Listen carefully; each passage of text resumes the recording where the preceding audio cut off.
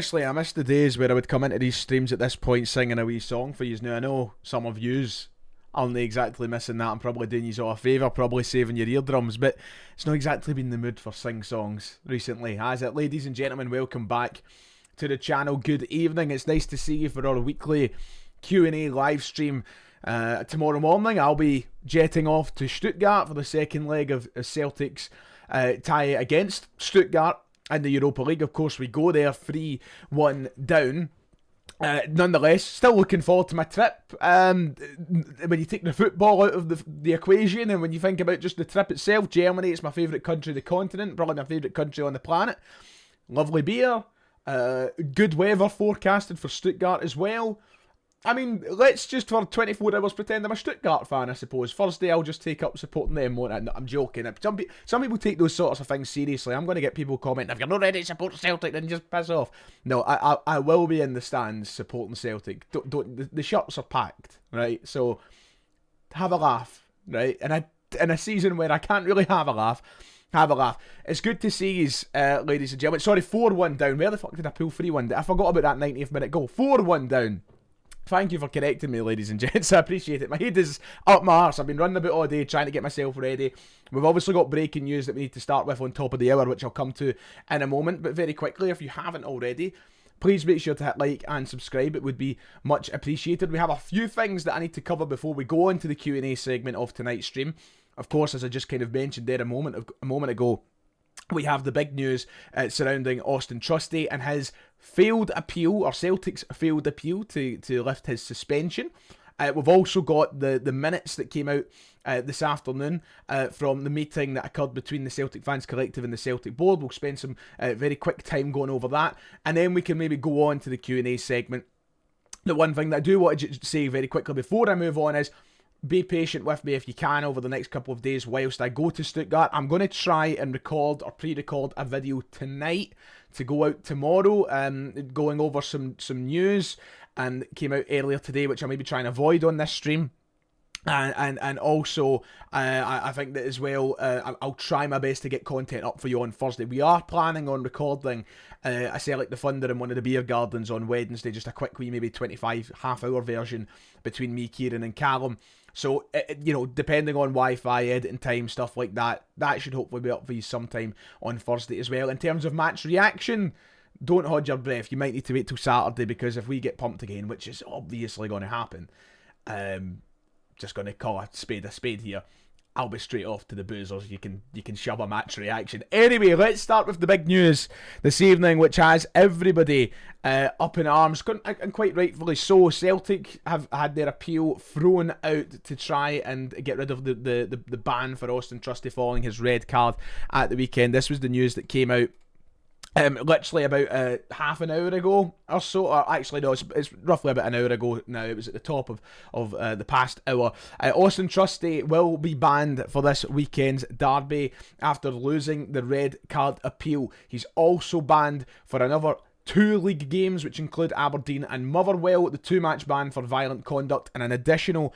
1-match ban as well for being sent off earlier in the season. So I don't want to spend too long reiterating this and going over it time and time again, so I'll just spell it out very quickly once more for those that might be any avoidance of or just to avoid any doubt, and for those that might not be too clear on it. He will be missing 3 games, and all 3 are league games.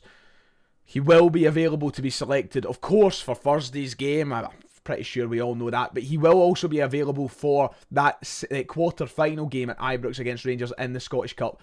He is eligible. There was a little bit of confusion over whether or not that he would be banned for that game, because I think it's an SPFL matter and not an SFA matter or whatever. I'm not entirely sure how it works out. He is eligible for that game. It is 3 league games he will be missing. But I think the biggest part of this story tonight is that Celtic have had a pointless appeal failed, and there is no surprise about it. And honestly, I'm not seeing anybody really in the chat bringing this up, so I don't think there's any Celtic fans guilty of this, and I'm not going to sit and pretend that there's loads of them. There's maybe only a few. There's no point in being upset or making a story out of this.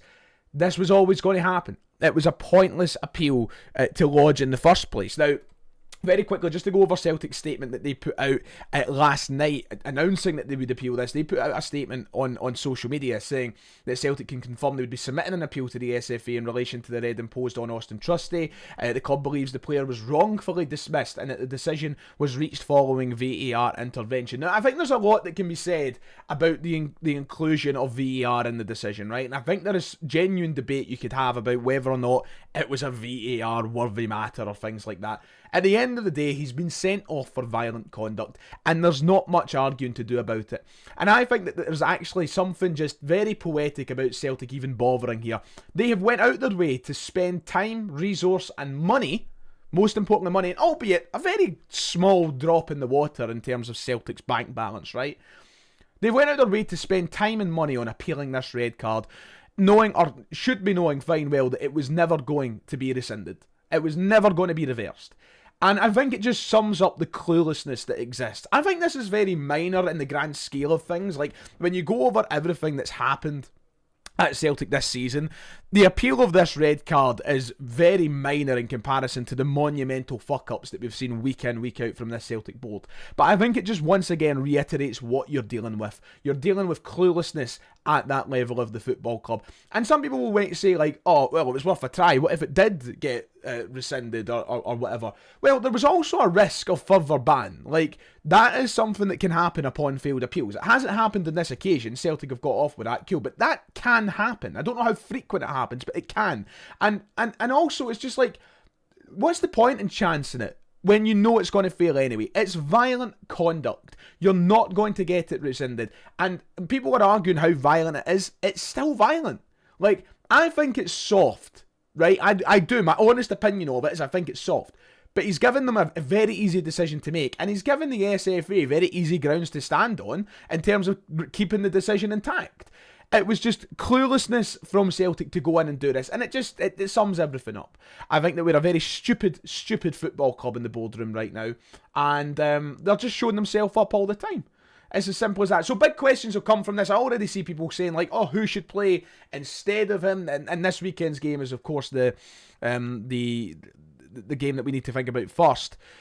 Look, that's something I'll deal with after Thursday, and I'll talk about maybe a bit more at the weekend before that game. If I'm going to jump to anybody straight away, it is going to be Benjamin Arthur for Sunday's game. Just because I think that, you know, people will start going, oh, maybe put Tierney into centre back and stuff like that. I don't know.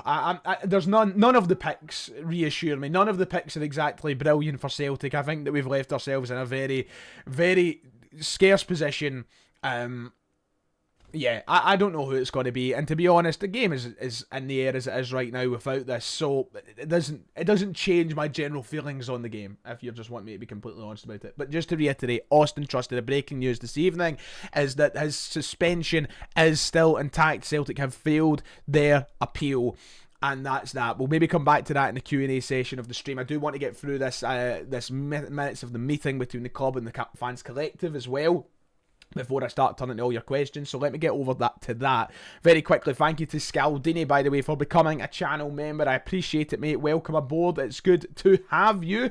And I appreciate you supporting the channel, mate. You're an absolute legend. So, Celtic and the Celtic Fans Collective had a meeting last week, Wednesday the 18th of February, and everybody was waiting patiently for the exacts of that meeting to be discussed and to be detailed to the wider Celtic support.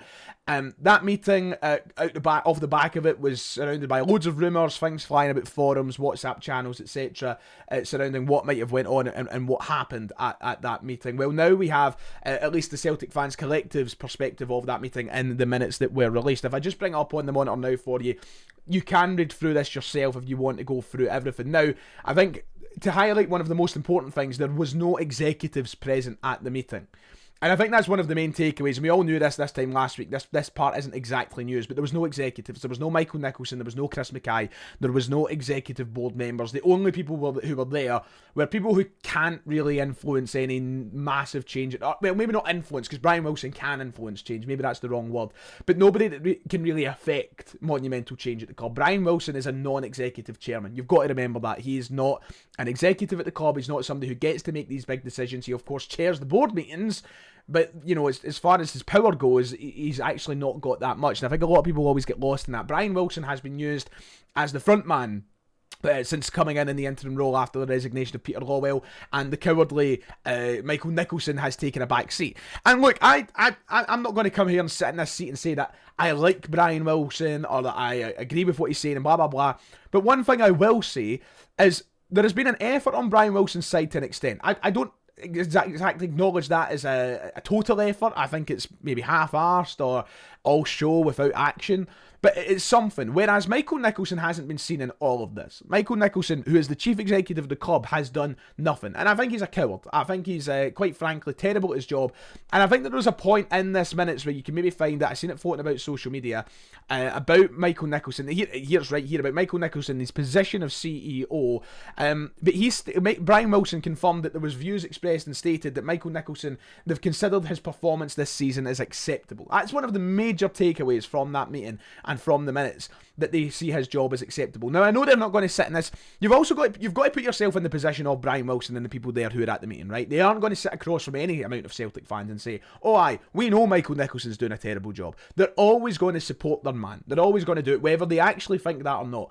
Michael Nicholson's days are numbered, and I think that his lack of appearances, especially over this last month or two, especially since the introduction of Brian Wilson as interim chairman, basically spell that. I think that Michael Nicholson is a dead man walking. I would be shocked if he's still CEO by July. I think that he's on death row, basically. I think he's marching towards the door. And I think that's why we're not seeing an awful lot of him. I think he's probably taking a back seat knowing that his job is just seeing it out now. He's playing the ball in the corner until the final whistle, to put it in footballing terms. But this line is a joke. To consider his performance acceptable while he's not even at a meeting with supporters who are trying to affect change at the club, yeah, I think that kind of sums everything up. So you can read through the minutes of the meeting. I'm not going to spend an extended amount of time on it here because effectively what's happened is not much. And that's what I've come to expect at this point. What we know with the Green Brigade situation, what's happening with the Green Brigade, is that they are still not going to have any immediate reinstalment at Celtic Park. That was reiterated at this meeting. And they said there will be ongoing discussions, and I think there is a line somewhere in here about the Green Brigade that they will continue going on with conversation to try and rectify things, but there is no note for immediate installation of them back at Celtic Park. There will be continued dialogue. That was the exact phrase I'm looking for. But in terms of everything else, it just feels like the constant stalling. And that's what every meeting has felt like. I'm not, as I said, I'm simply a signatory to the Fans Collective. I'm nothing more than that. I'm one of the many hundreds of signatories on there. I have an opinion of things. I don't exactly have a major contribution to how things happen, and that's the same for the majority of who did sign that initial letter of the Celtic Fans Collective. But right now, it doesn't seem like the Celtic board have any genuine desire in them to actually change things and move things forward. This meeting has happened. The commitments provided were that there will be further meetings in a 1 month to update on supporter engagement. There will be continued dialogue with the Green Brigade, an ongoing review of recruitment processes, and some other discussions to go ahead. There was no firm commitments in terms of executive change, board refresh, fan advisory boards, instalment of the Green Brigade, or fan media access. The public statement following the meeting was detailed down here. So yeah, you can go and read this for yourself, but this is my general takeaway from it all, is I think the Celtic board are now just stalling at this point. I think that they're deliberately not sending executives so they can hide behind those sorts of excuses, and I think they're trying to get themselves by with their tails tucked between their legs until the end of the season, and there's very little that any amount of supporters or amount of supporters' bodies can do. We're being run by people who simply don't care, and I think that they're maybe holding on to this miracle that Martin O'Neill can maybe win the league title and maybe win over the supporters and maybe do something for us. Yeah, it's not going to work. But if you go and look at like the general reaction to the statement, it is a lot of talk about how, and I will thank Callum for this donation, who basically sums up a lot of what people are saying. Nicholson's a shite bag. Thank you for the $1.99, by the way, Callum. I appreciate it, mate. A lot of talk about how it looks as though the board are in a position where they are just willing to do nothing, and that, they're just wanting their money and they want this to go. They don't care. Things are getting toxic, and they're not making a genuine attempt to fix that. So that's the kind of brief situation that I want to go through in regards to that. I will keep you updated as soon as things come out and things maybe make any sort of progress. But right now, yeah, the cancer at the club just keeps growing. It doesn't feel like it's going away anytime soon. Like, it just feels like we are marching towards inevitable failures and inevitable disappointment with, you know, and not to use the word too much, inevitable toxicity, which is just coming by the barrel loads. So you can go and read through that for yourself. That was the gist of it. And I'll take any questions in the Q&A segment of the show as we approach that. So yeah, they're the kind of two big things tonight. Not much else on top of that. Yeah, get your questions ready. We'll flick over to that. As always, thank you to everybody for joining me. Thank you to the channel sponsors who make this possible. I'll be back in a minute or so's time after the sponsors' messages, and get your questions ready for me. We can talk about everything that you have on your mind. Today's live stream is brought to you by Cairns Heating Solutions. With the days getting a wee bit longer, it doesn't mean we're out of the woods yet with this chilly weather. And you know what that means. It's time to get your heating sorted.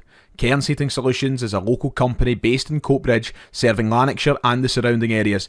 And they're hooking you up with a deal you just can't miss. They're offering a Worcester boiler supplied and fitted for just £2,500 with no hidden fees. But wait, there's more. For just £60, they'll carry out a boiler health check to make sure your home is safe and toasty all season long. Don't get caught in the cold. Give Cairns Heating Solutions a shout and keep those chills away. From boilers to radiators, CHS has you covered. Contact them at cairnsheatingsolutions@gmail.com or give them a call on 01236 338 448 for your free survey.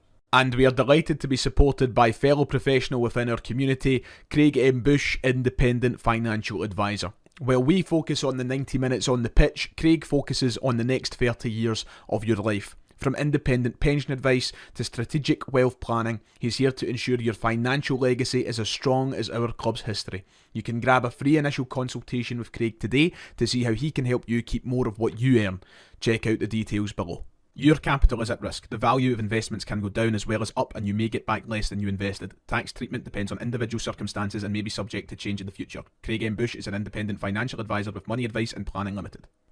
Okay, so one of the things that I feel like I didn't even touch on in the opening segment of the show, which I, titled the stream around, is the crucial week that we have ahead here at Celtic. It's a massive week, both domestically and on a European front. I mean, some people might argue the scale of the European significance, considering it does feel like we are out. Let's just face it, we're out. Oh, Callum. Oh, by the way, everybody, oh my God, Callum. No, man, you don't. Thank you, brother. I appreciate it. You're a legend. It's far too generous, by the way. It's far too generous. Look, listen. As soon as this fucking not another penny thing is lifted and we can actually, do things, and we can actually, I promise that I want to give back to the community just the same way that you have given to me through this time. Thank you, Calum. You're an absolute legend. I try and keep my, look, at times like this, the content has been, sort of 50-50 with folk, and it has been very polarising, you could say. So I appreciate so many of you standing by me in times like this and being so supportive of the channel, because we are just about to cross the 56,000 subscriber mark. Callum, you're a legend. It's far too generous. I appreciate that, brother. When people donate any amount of money, I'm sort of speechless, but especially speaking any numbers like that. Thank you. I appreciate that, Calum. You're an absolute legend. Bless your soul, mate. And if you ever see me out and about, give me a tap. Not a tap like that. I don't need another tap. Give me a tap in the shoulder, and a pint is on me, mate. A pint, more than a pint, is on me. I appreciate that, brother. Look, listen. Also, can I just? I'm seeing a lot of talk about certain individuals in the chat, or at least an individual. Who I'm not going to drop names on here. I'm going to do something. I'm going to return the favour to somebody who backed me. Well, not return the favour because it's not directed towards them, but somebody backed me up in a live stream a couple of weeks ago when somebody was in a live stream chat talking about me. So I want to do the exact same thing here. Look, whether people are attached to an organisation, a podcast, whatever, don't use my live chat to come and talk about them. That's not what we do here.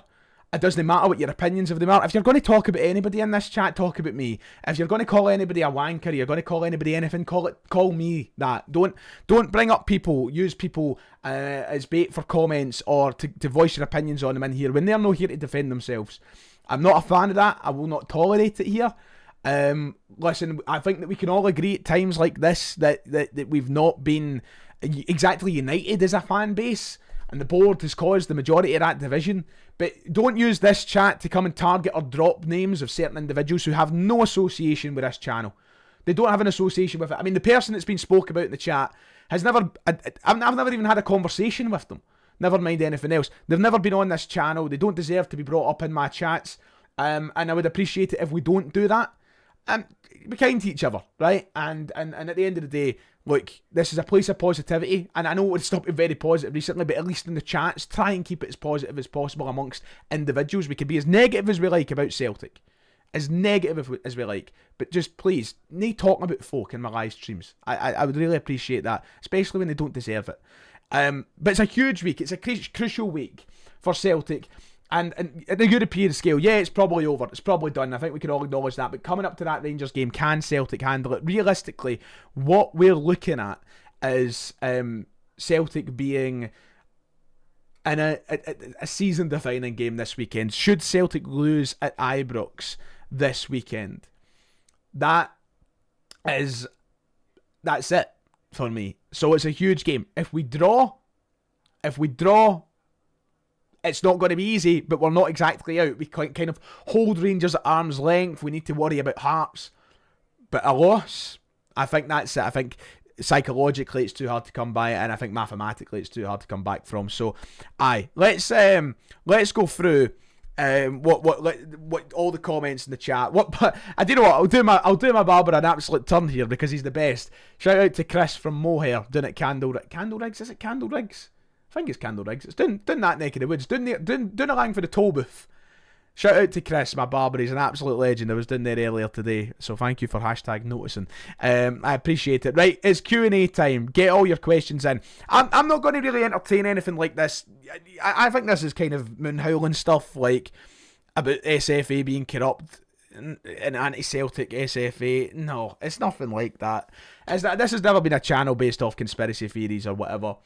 Referees are terrible. The SFA is terrible. Austin Trusty got a red card and it was going to remain a red card. The real idiots were Celtic for trying to fucking appeal it. I don't really entertain that sort of notion, and I know we're going to talk about that maybe a couple more times as the stream goes on, but I'm sorry, I can just never buy into that sort of thing. Trusty got himself sent off stupidly and he let his teammates down. He let us fans down. And we're paying the price of it. It's as simple as that. It's nothing to do with anti-Celtic rhetoric or anything like that. Quite frankly, I always find those sorts of shouts stupid. If you just want me to be brutally honest. But do you think on Sunday we could play Sriracha and left back at Tierney at centre back? Look, I don't think any situation is ideal. I've never been one for wanting to shoehorn players out of position at different positions. We've obviously seen Tierney play at centre half in terms of like a back three, at left side of a centre half, for Scotland. I don't know how I'd feel about it. I really don't know how I'd feel about it on Sunday at Ibrox. I think that could potentially eat him up, especially if Rangers have pace in the front line. I think that I would just go with Arthur. Look, it's not my decision to make. I think we're in a bad situation, and it's what happens when you don't treat the If we treated the January window seriously as we should have, we would have had a centre half that we had faith in to step in. And we don't. Instead, we've got Joel Mavuka, whose Celtic career is over. Instead, we've got Benjamin Arthur, who we know nothing about. The only thing that I can say about Benjamin Arthur is he looks like an absolute unit. And maybe that'll help us. I don't think I didn't have much to think about him from an actual kind of defending point of view, but he looked like a unit. So, I don't know. We'll talk. We've got to get through Thursday first, and we'll see. I mean, God knows. I mean, what happens on Thursday if Scales got injured? You'll all blame me for putting that in the air, won't you? Let's see. Hi, Ryan. Did you hear about the Plymouth strikers? Yes. So, I'm not going to talk about the Plymouth stuff tonight. Reason being, after this stream's done, I'm going to go and record a video on it, because I've got a few things that I want to say in relation to that. And that's going to be my video tomorrow whilst I'm travelling. So I'm going to upload that early in the day for you. I'll save it for then. Thank you for your question though, Cian. I appreciate it. Did I see Ali McCoy's reaction to Trusty's red card? I did. Didn't really bother with it, doesn't it? Dude, what I find hilarious about stuff like that is, and this isn't directed towards you, Cian, by any stretch, so don't think I'm having a go, mate. Like, it's always funny when somebody like McCoy comes out and says something in favour of Celtic, because everybody starts going, oh, McCoy says that, blah, blah, blah. It just shows you when, the other 90%, 95% of the year we go on about how Ali McCoy talks a power of shite. So you can't pick and choose when you think he talks shite and when he talks sense, just because it's in favour of your team. Stay consistent. I think McCoy talks sometimes sense. He's a sore head, right? He is. I think we all can agree with that. When he's on commentary, I want to turn him off. I don't think he's totally clueless. But I'm not going to sit here and go, well done, Ali, when half the time I'm sitting slagging him. You've got to be consistent. And that was my opinion on the whole McCoist coming out. Would I be happy with Zach De Boer in the summer? Yes, I would be happy with Zach De Boer. And maybe look at his brother. He's got a different first name. No, I'm joking. Is Benjamin Arthur, I was talking about Ronald, by the way. Can't be hopeful, Ryan, we are fucked. Seems to be a lot of that. By the way, actually, do you know what I want to do? Whilst we're live, let's get some user participation here. But, well, I say participation. The participation part's already happened. If any of you watched my video yesterday, and I'm assuming the majority of you in this stream probably did, I put up a poll, and I used it in yesterday's video, asking where people think Celtic will finish this season, just to get a kind of gauge of where people are and what they think. Now, when doing that, the example that I used in the video only had something like 300 votes, but roughly about 75% of the people who voted had us for 3rd or 4th place. So I think now that there's just around 2,500 votes on that poll, we have a much bigger sample size to use. And this is the results of that poll on my channel. I'll come back to the Q's and A's in a moment. Don't worry, I'm not discarding them or putting them to the side. Now that we're coming up 24 hours on from yesterday, of course, after the Hibs game, I asked where do you think Celtic will finish.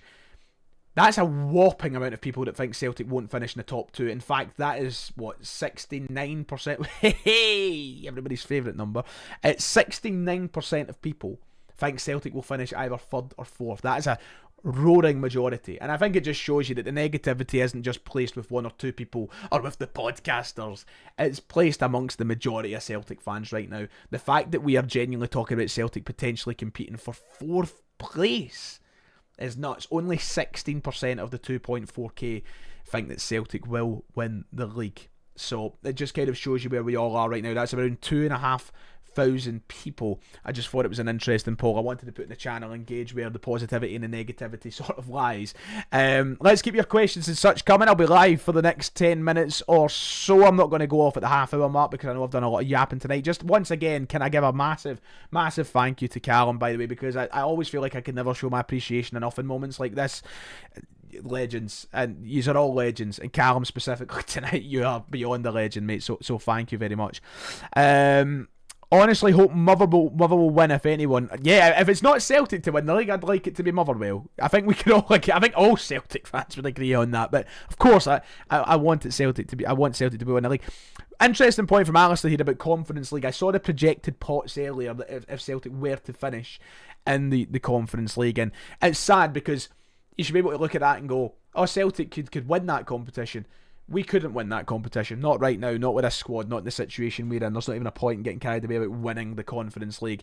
But I don't want to be in the Conference League. I want to be in the Champions League, because we're a Champions League fucking club. It's just a shame that we've not got a Champions League board or a Champions League, squad right now. Hello, Quinny, how you doing, mate? Good to see you. Ryan, I can't understand why a club like Celtic are on their knees with 70 million in the bank. None of us can, Aaron or Aaron. I never know what one it is to pronounce.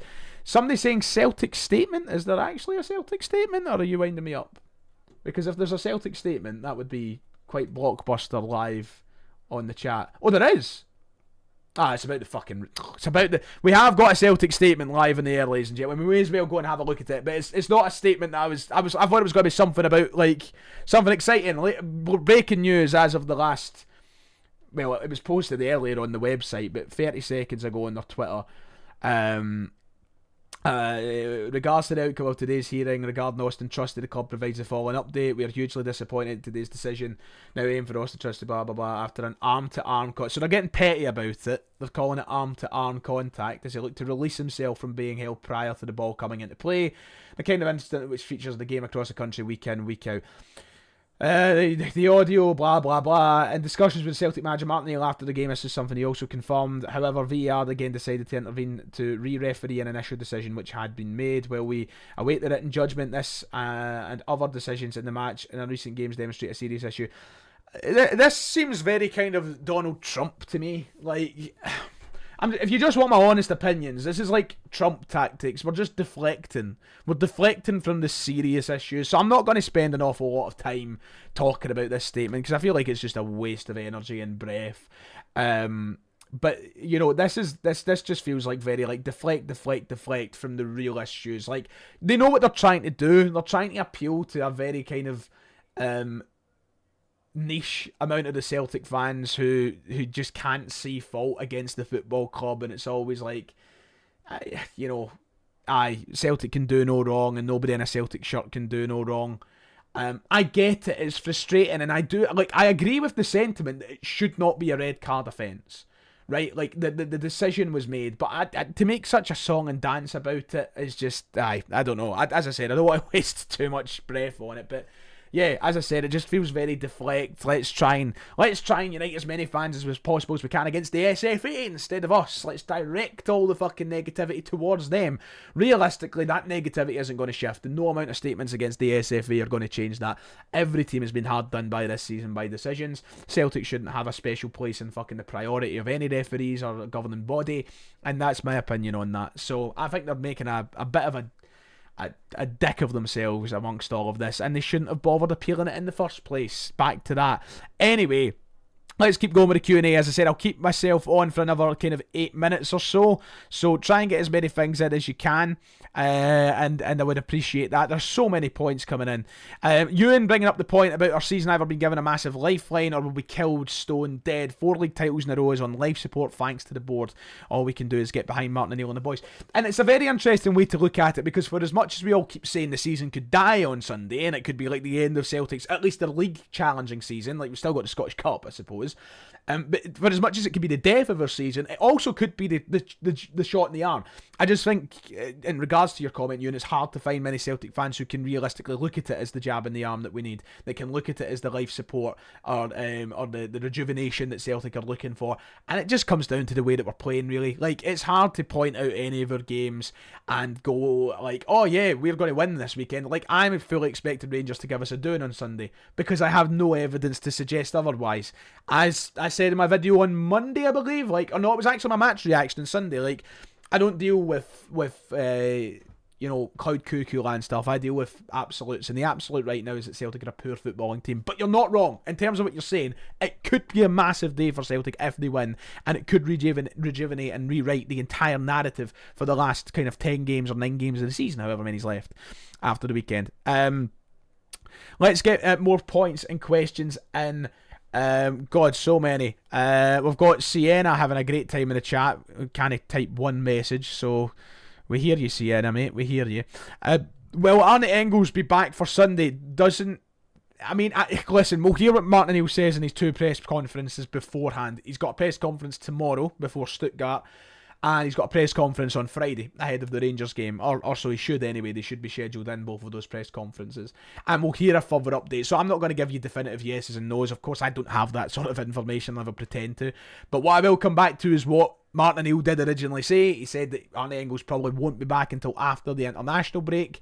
So I'm not expecting to see him involved in any capacity this weekend. If he was seen training in the recent interview, that sounds great, and hopefully it means something.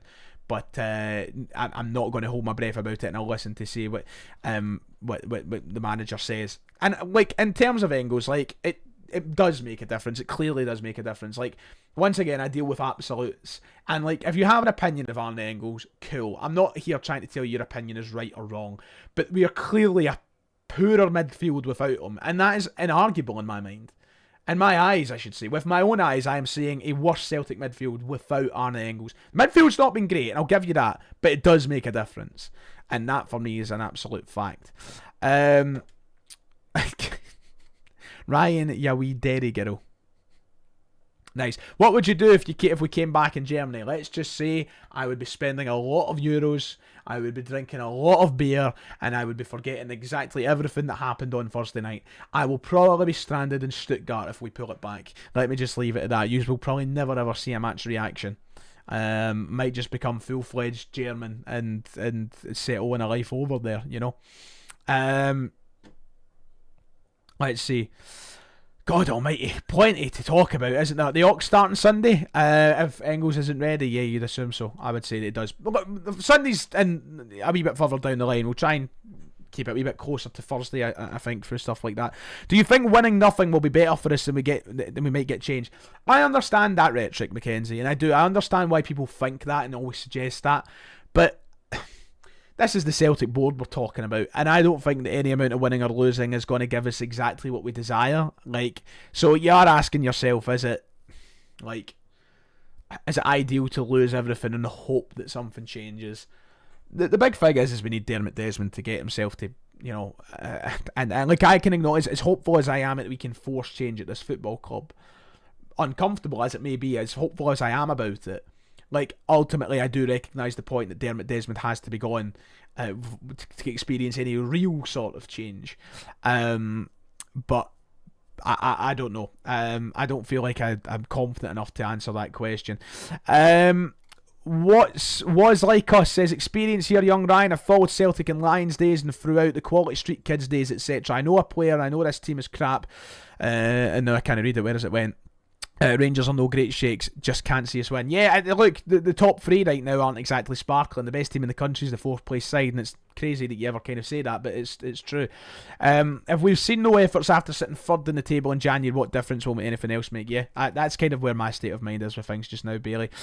Let's keep going. How long have I got left? I said I'd keep it going to the 40. Fucking hell, I've only got a couple of minutes left to stay on this stream tonight. God almighty. God, the chat is flying as well. Thank you, by the way, because we have over 700 live viewers here on this Tuesday night. Thank you all for your support. Dyson hasn't scored since October. Is that true? No. Surely not. Surely not. Oh, that can't be true. When was Dyson's last goal? No, it wasn't October. I'm not having that. Is this how I'm ending the stream? Looking up Dyson Maida's last goal. When was his last goal? Where was it? Dyson Maida goals this season. If I should ever... Right, his last goal was... So he scored 8 this season. Scored against Dundee United, somebody says. So his last league goal was Dundee United on the 10th of January. Right, so it's not October. That was his last league goal. And it was his last goal in general, I think. I don't think he scored after that. So, aye. His last goal was the 10th of January. Just, you got me frightened there. I was like, am I remembering things wrong? Can't remember. Aye. So, that was that the... No, it wasn't Wilfred Nancy. Wilfred Nancy was gone. It was when Martin O'Neill had returned, wasn't it? Aye. Right, anyway, on that note, I'm going to wrap things up because... As I said, I'm going to record a wee video for you to go up tomorrow. But thank you all for joining me this evening, ladies and gentlemen. I enjoyed this stream as always. They're always a good laugh, always good chat. And hopefully Stuttgart doesn't go terribly. I'll be back from Germany and live or whatever on Saturday/Sunday. I'll be live before the Rangers game anyway. So thank you to everybody who took part tonight and got your comments in. And just once again, can I just... Because these kind of things are nuts, and Cal, I'd love to thank you personally, mate. If, as I said, if you ever see me, just give me a tap, and a pint is on me. I appreciate that, mate. I appreciate everybody who donated, Callum and the channel members and everybody else. So thank you. Take care of yourselves. Enjoy the rest of your evening. If you're travelling to Germany, please stay safe. Give me a shout if you see me. Until next time, take care, everybody. I'll see you later.